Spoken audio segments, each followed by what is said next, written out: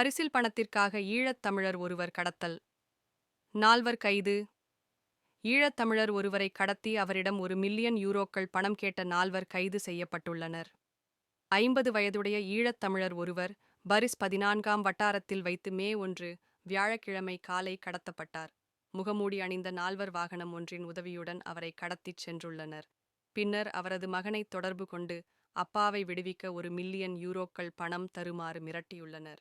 பின்னர் காவல்துறையினரை தொடர்பு கொண்டு விடயத்தை தெரிவிக்க போலீசார் 4 கோணங்களில் விசாரணை முடித்துவிட்டு தனிப்படை அமைத்து அவர்கள் விசாரணைகளை ஆரம்பித்தனர். பின்னர் மே 3 சனிக்கிழமை இரவு 9:30 மணி அளவில் பலெசோ எசான் நகரில் வைத்து குறித்த நபர் மீட்கப்பட்டார். கடத்தல்காரர்கள் 4 கைது செய்யப்பட்டனர். கடத்தப்பட்டவரின் மகன் கிரிப்டோகரன்சி நிறுவனம் ஒன்றை வைத்திருப்பதாக தெரிவிக்கப்படுகிறது. அந்த ஈழத்தமிழர் யார் என்பது பற்றிய விவரங்களை போலீசார் தகவல் தர மறுத்துள்ளனர்.